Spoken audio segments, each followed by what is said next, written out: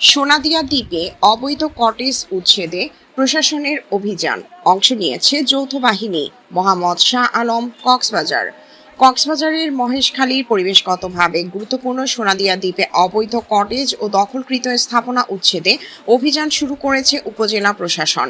শনিবার সকাল থেকে উপজেলা সহকারী কমিশনার ভূমি আবু জাফর মজুমদারের নেতৃত্বে পরিচালিত এ অভিযানে বন বিভাগ, পুলিশ, নৌবাহিনী, কোস্টগার্ড ও স্থানীয় আনসার সদস্যরা অংশ নেন। জানা গেছে, দ্বীপের ম্যানগ্রোভ প্যারাবন ও ঝাউবনের ভেতরে গড়ে ওঠা অবৈধ কটেজ, টিনশেড স্থাপনা, বাঁশ কাঠের তৈরি শেড এবং বিভিন্ন পর্যটন অবকাঠামো উচ্ছেদ করা হচ্ছে। অভিযানের প্রথম ধাপে বন বিভাগের খাস জমি দখল করে নির্মিত কয়েকটি কটেজ ও অস্থায়ী স্থাপনা ভেঙে ফেলা হয়। একই সঙ্গে কিছু কটেজের বিদ্যুৎ সংযোগও বিচ্ছিন্ন করা হয়েছে বলে সংশ্লিষ্ট সূত্র জানিয়েছে। গোরখঘাটা রেঞ্জ কর্মকর্তা মনোয়ার হোসেন বলেন, দীর্ঘদিন ধরে কোনো ধরনের বৈধ অনুমতি ছাড়াই পরিবেশ সংবেদনশীল এ এলাকায় কটেজ ব্যবসা পরিচালিত হচ্ছিল।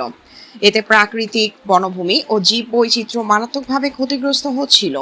আদালতের নির্দেশনা এবং পরিবেশ অধিদপ্তরের আপত্তির পরও অবৈধ স্থাপনা অপসারণ না করায় প্রশাসন এ উচ্ছেদ অভিযান শুরু করেছে। সোনাদিয়া দ্বীপ দেশের অন্যতম গুরুত্বপূর্ণ পরিবেশগত অঞ্চল হিসেবে পরিচিত। এখানে রয়েছে ম্যানগ্রোভ বন, উপকূলীয় ঝাউবন, সামুদ্রিক কচ্ছপের ডিম পাড়ার স্থান এবং বিভিন্ন পরিযায়ী পাখির আবাসস্থল।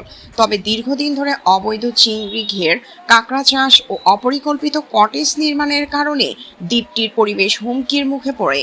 অভিযান সংশ্লিষ্ট কর্মকর্তারা জানিয়েছেন, সরকারি জমি ও পরিবেশ রক্ষায় প্রশাসন কঠোর অবস্থানে রয়েছে।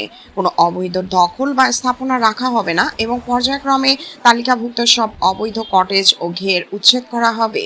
এদিকে অভিযানের খবরে দ্বীপের বিভিন্ন স্থানে কটেজ মালিকদের মধ্যে উদ্বেগ দেখা দিয়েছে।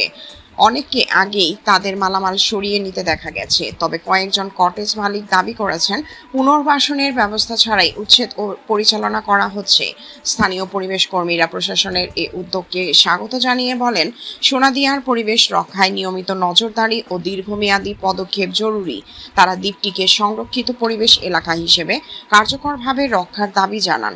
অভিযান চলমান রয়েছে।